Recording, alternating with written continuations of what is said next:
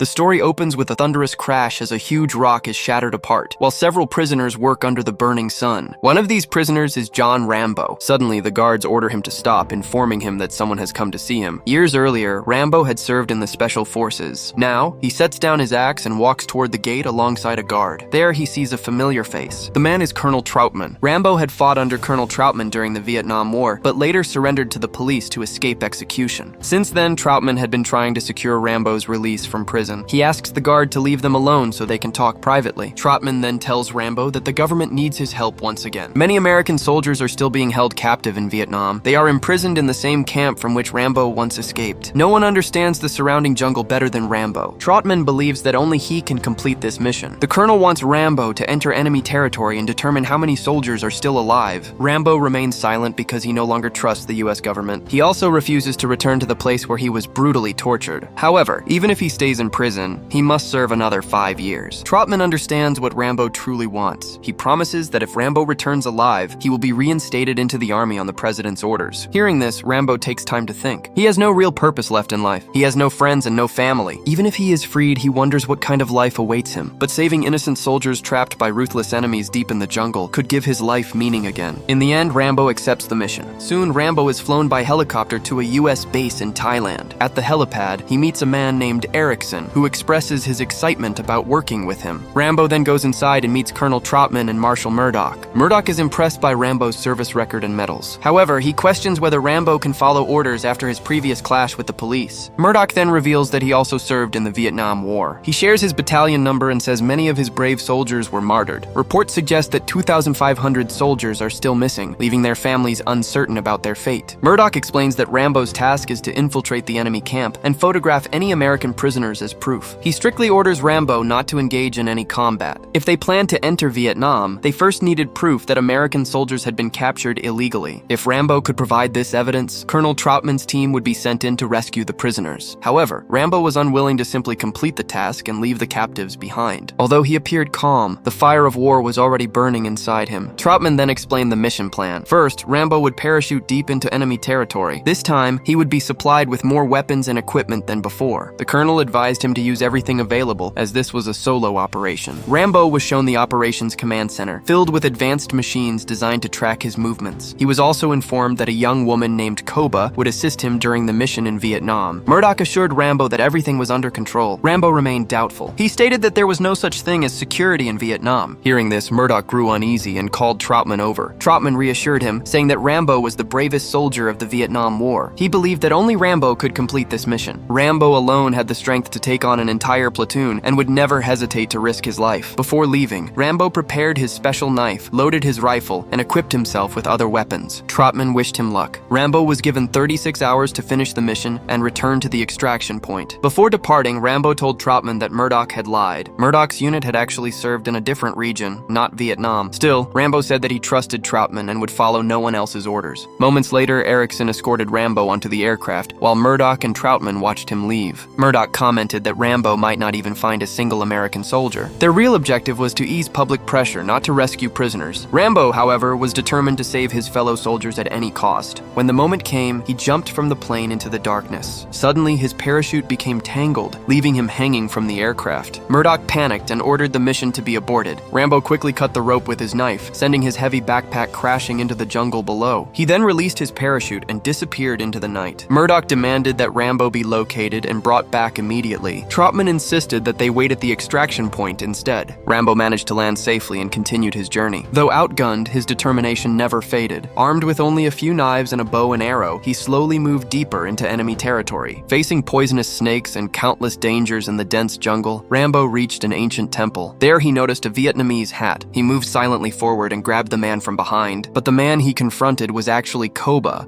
who was meant to accompany him on this mission. Koba led him to the riverbank and revealed that the American prisoner camp had been empty for a long time. Even so, they still had a plan. They arrived at a pirate base where they could hide and avoid Vietnamese patrols. Although they faced danger there as well, they paid the pirates and escaped by boat. Rambo asked how they managed to avoid military checkpoints. The pirate leader laughed and showed him a Russian rocket launcher. During the journey, Koba asked Rambo why he had returned to Vietnam. Rambo replied that after going back to America, he realized the war in his life was not over. He had struggled deeply in civilian life, but during the war, he felt free, as if he were flying. Koba then shared her own story. After her father's death, she joined the intelligence service. Now she was exhausted from witnessing constant death. She dreamed of going to America and living a peaceful life. She touched her lucky necklace, and Rambo showed her his special knife. He told her that it was his lucky charm. As long as he carried it, he believed no one could kill him. Meanwhile, Troutman wanted to send his men to the extraction point, confident that Rambo would return. Murdoch refused, claiming it was too dangerous. After Troutman repeatedly insisted, Murdoch finally agreed. That same night, Rambo and Koba reached the enemy camp under the cover of darkness. The area was silent. As they moved forward, they noticed a woman distracting the guards. Rambo prepared to enter the camp and tightened his bow and arrow. Koba tried to stop him, reminding him that his mission was only to take photographs. Rambo ignored all orders. He carefully cut the wires and hid among the shadows of the huts. The camp appeared completely deserted, so he moved ahead quickly. After crossing a small river, he reached a building and heard painful groans. He looked inside and saw American soldiers dying from hunger and thirst. The room was filthy, with rats crawling everywhere. Outside, Rambo found a soldier named Banks tied to a tree. He quickly freed him. Avoiding the guards, they moved forward together. Suddenly, a Vietnamese soldier appeared in front of them. Rambo stabbed him in the stomach, killing him instantly. When a second guard turned on his flashlight, Rambo shot an arrow and killed him as well. At the same time, another soldier spotted Koba and moved to capture her. Rambo rescued her just in time. Rambo, Koba, and Banks escaped the camp together. However, Rambo had already decided to return and save the remaining prisoners. The next morning, Vietnamese soldiers discovered the dead bodies of their comrades. They spread out to search for the escapees. Meanwhile, Banks became too weak to continue. He stopped and collapsed at one location. Banks explained that he had arrived at the camp just in time. The prisoners were constantly being moved from one location to another and forced into hard labor. When Rambo told him that 10 years had passed since the war ended, Banks was stunned. He had no idea how much time had slipped by during his captivity. The three of them quickly reached the riverbank and boarded the pirates' boat. Their destination was the extraction point, nearly 2 kilometers away. At the same time, Troutman and Erickson were on their way to reach them. However, Vietnamese soldiers soon discovered the escape and sent a patrol boat to intercept them. As soon as the pirates saw the enemy boat, they betrayed Rambo and his companions. They seized Rambo's weapons, planning to hand him over for a reward, but Rambo was not inexperienced. He killed one pirate using a knife hidden in his pants. He grabbed the pirate's gun and eliminated the others. When Vietnamese soldiers opened fire, Rambo ordered his companions to jump into the water. The bullets tore through the boat. Koba narrowly avoided death by taking cover behind the deck. She then grabbed the pirate's Russian rocket launcher. With a single shot, she destroyed the enemy boat. Despite the chaos, their own boat continued speeding forward. At that moment, a surviving pirate wrapped a rope around Rambo's neck. Rambo cut the rope with his knife and leapt into the water just seconds before the boat crashed. He swam to shore where his companions were waiting. Together, they moved through the jungle toward the extraction point. On the way, Rambo said goodbye to Koba. She begged him not to go back. Suddenly, Vietnamese soldiers spotted them in the open fields and opened heavy fire. Rambo managed to protect Banks and guide him to safety. Just then, Troutman and Erickson spotted them from their helicopter. Rambo signaled toward the aircraft while moving forward with Banks. Back at the command center, Murdoch received word that Rambo had rescued an American prisoner alive. He was stunned by the news. Murdoch ordered everyone out of the room and locked the door. He then contacted Erickson and demanded that the mission be aborted immediately. Troutman refused, saying he could never abandon Rambo. Murdoch's men raised their weapons at him. With no choice left, Troutman was forced to return in the helicopter. Rambo was left behind. On the ground, Rambo found himself surrounded by enemy forces. When he saw the helicopter turn away at the last moment, his hope collapsed. He was completely unarmed. Within moments, Rambo and Banks were captured. Koba, hidden in the jungle, watched helplessly.